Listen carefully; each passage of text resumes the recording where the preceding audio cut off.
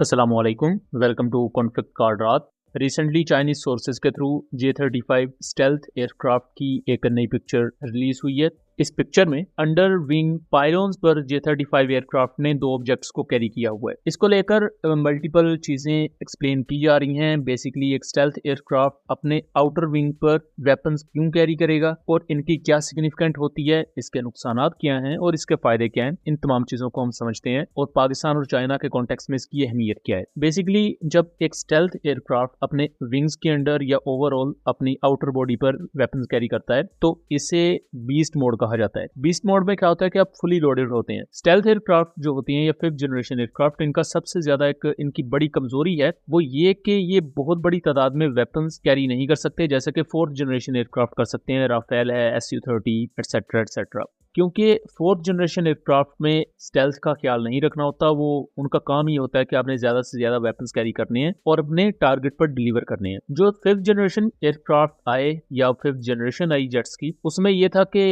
Internal base आ गई कि fighter aircraft अपनी बॉडी के अंदर वेपन्स कैरी करता है, लेकिन जो इंटरनल बेस थी उनकी लिमिटेशंस होती हैं। इंटरनल बे में आप बहुत ज्यादा वेपन्स कैरी नहीं कर सकते। मैक्सिमम जो इंटरनल बे में आपको हार्ड पॉइंट्स मिलते हैं वो 4 से 6 के दरमियान होते हैं, बट ओवरऑल जैसे F-35 में भी है, इवन J-35 में भी है, तो 4 से लेकर 6 के दरमियान हार्ड पॉइंट्स आपको मिलते हैं। लेकिन जब स्टेल्थ एयरक्राफ्ट अपने अंडर बॉडी पायलोन पर भी वेपन्स कैरी करना शुरू कर दे तो उसे कहा जाता है जी बीस्ट मोड है। इसका बीस्ट मोड तब यूज किया जाता है जब आपको पता हो कि एनिमी का एयर डिफेंस लेयर सारी तबाह हो चुकी है, दुश्मन की तरफ से एंटी एयरक्राफ्ट मिसाइल आपकी तरफ नहीं आ सकता, एयर डिफेंस सिस्टम का खतरा नहीं है, तो अब स्टेल्थ उतनी ज्यादा मैटर नहीं करती। तो अब आप इवन 5th जनरेशन एयरक्राफ्ट जो है आपके स्टेल्थ एयरक्राफ्ट हैं उनको भी फुली लोडेड करके मैदान में उतारें। तो ऐसा रेयर केसेस में होता है। वैसे इजराइल ने बीस्ट मोड में अपने F-35 को इस्तेमाल किया हुआ है मल्टीपल बैटल्स में। इवन F-35 को यूज किया है इन्होंने ईरान के खिलाफ भी, जब ईरान के कुछ प्रीमियम एयर डिफेंस सिस्टम्स को इजराइल ने तबाह कर दिया। तो जाहिर बात है ईरान अगले 24 घंटों तक या 36 घंटों तक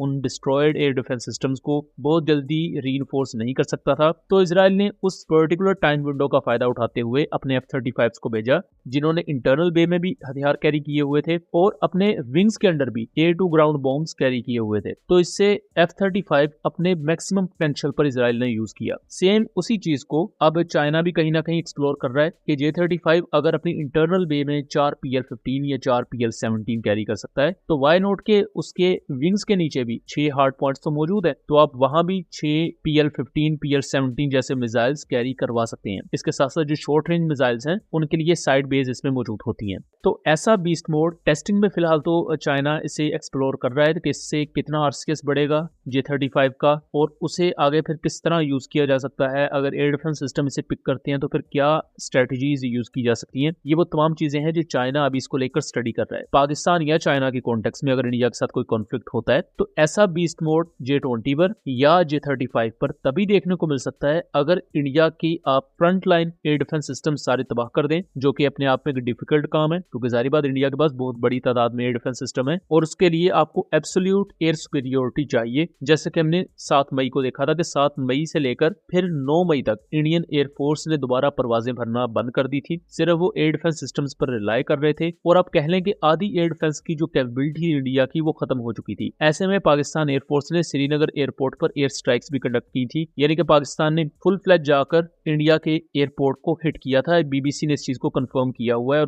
और BBC के क्लिप को हमने इससे पहले वाली वीडियोस में दिखाया हुआ है, लिंक उसका मैं डिस्क्रिप्शन में दे दूंगा। तो पाकिस्तान या चाइना के कॉन्टेक्स्ट में ये तब पॉसिबल है जब आप या तो इंडिया के multiple aircraft with in a particular time period destroy कर दें या आप इंडिया के जो प्रीमियम एयर डिफेंस सिस्टम्स हैं उनको हिट कर दें, तो कुछ घंटे का आपको रिलीफ मिल सकता है कि उससे फिर आप अपने स्टेल्थ एयरक्राफ्ट को भी फुली लोडेड करके अपने एनिमी के खिलाफ लॉन्च कर सकें। अदरवाइज एक दूसरी पॉसिबिलिटी ये भी एग्जिस्ट करती है कि आपकी फर्स्ट लाइन ऑफ फॉर्मेशन जो आपके फाइटर जेट्स की फ्लाई कर रही है उसमें आपके J-35 अपने स्टेल्थ मोड में हो, लेकिन उसके पीछे एक मिक्सचर हो फॉर्मेशन का जिसमें इवन आपके स्टेल्थ एयरक्राफ्ट बीस्ट मोड में भी हैं और आपके 4th जनरेशन एयरक्राफ्ट भी हैं अपनी fully loaded air to air weapons carrying capacity में। तो तब भी आप स्टेल्थ एयरक्राफ्ट को उसके मैक्सिमम पेलोड पोटेंशियल पर इस्तेमाल कर सकते हैं, क्योंकि स्टेल्थ एयरक्राफ्ट की ऑपरेटिंग कॉस्ट बहुत ज्यादा होती है, तो उन्हें लिमिटेड वेपन्स देकर ही फ्लाई करवाना वो भी एक हद तक नुकसानदेह होता है। आई मीन टू से के कॉस्ट टू बेनिफिट रेशो में। तो इसलिए कोशिश की जाती है कि जैसे ही आपको रिलीफ मिले तो फिर स्टेल्थ एयरक्राफ्ट को भी फुली लोडेड करके ही इस्तेमाल किया जाए। सो दोस्तों ये था एक एनालिसिस। उम्मीद करता हूँ चीजें क्लियर रही होंगी। वीडियो पसंद आई हो तो इसे ज्यादा से ज्यादा शेयर कीजिएगा ताकि इस तरह की मजीद इन्फॉर्मेटिव वीडियोस हम आपके लिए लेकर आ सकें। मिलेंगे अगली वीडियो में, तब तक के लिए अल्लाह हाफिज।